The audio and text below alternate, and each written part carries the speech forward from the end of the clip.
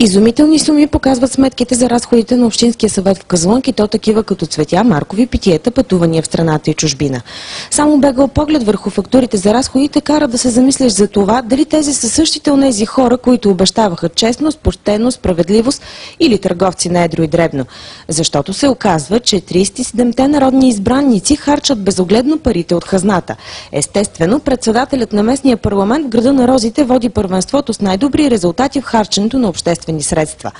Освен редовната ежемесечна заплата от над 1000 лева и 20 хиляди представителни разходи, фактите сочат, че тези пари са му малко и той си позволява и други харчове от бюджета, записани като разни разходи.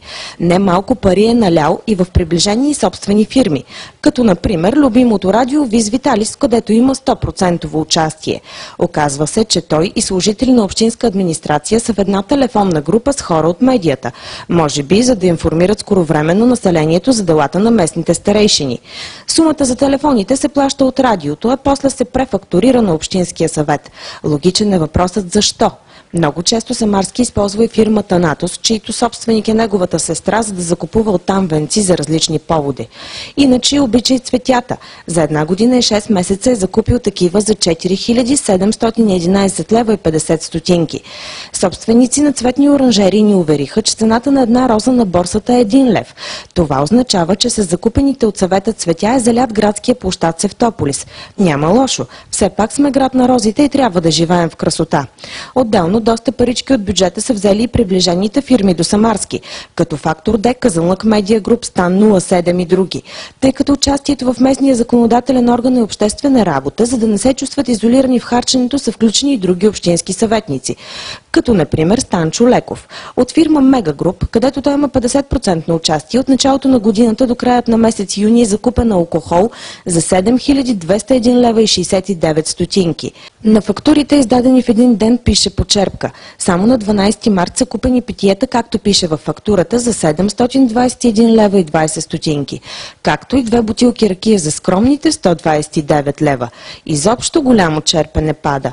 Но не е само черпенето, а и пътуването. Това се личи от вояжите на нашите избранници.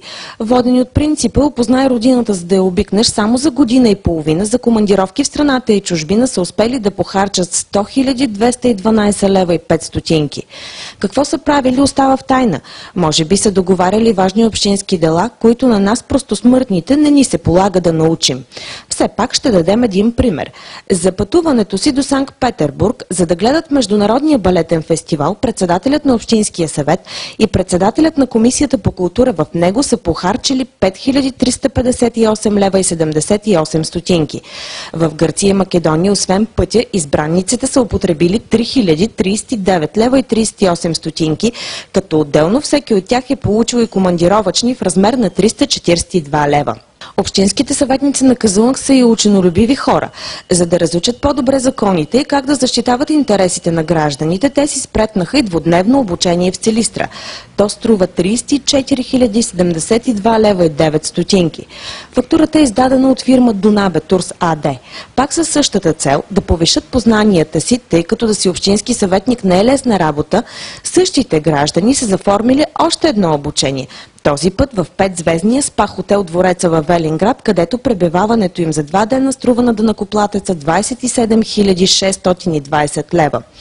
Което значи, че всеки от 30-те общински съветника присъствал там е учил, ял, пил и спал за по 408 лева на ден. Очевидно да навлезеш в сферата на местното самоуправление е трудно и скъпо занимание. В града на розите е всеизвестна любовта на председателя Самарски към изкуството. Затова никой не е очуден, че той си е позволил да си купи картина за кабинета за 1440 лева.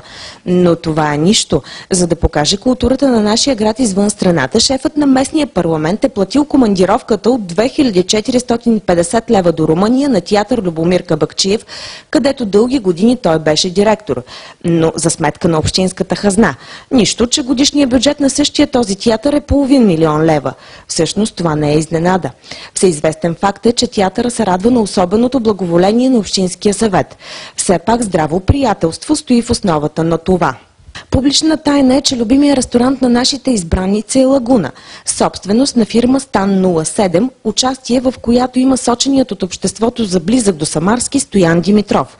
Според различни фактури в това заведение за 12 месеца са похарчени 12 633 лева, като една от най-шокиращите е скромна вечеря на 10 юни миналата година, когато са хапнали и пинали за 4197 лева и 30 стотинки. При стандартен порцион от 30 лева това означава, че там се е вдигнал купон колкото една сватба от 140 човека. Виждаме, че работата на Общинския съвет е изпълнена с много тегоби и задължения. Може да не идваш на сесия, но на банкета задължително трябва да присъстваш. Очевидно е, че Казанлък расте и се развива, защото вече бюджета на Общинския му съвет бие по харчове бюджета на много областни градове. Като Стара Загора, например, където издръжката на общинските съветници е сведена до 200 000 лева, въпреки че са доста повече от казанлъшките старейшини. Така е редно, защото града е по-голям и населението повече. Но в Казанлък не признават такова първенство.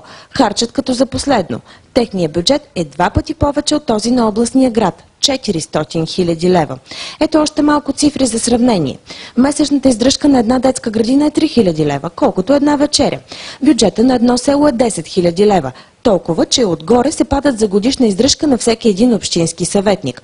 Политическите галеници на съдбата, които решават съдбините на жителите на общината. Една проста сметка показва, че за всички тия разходи на Общинския съвет всеки един жител на общината е дал 5 лева и 71 стотинки.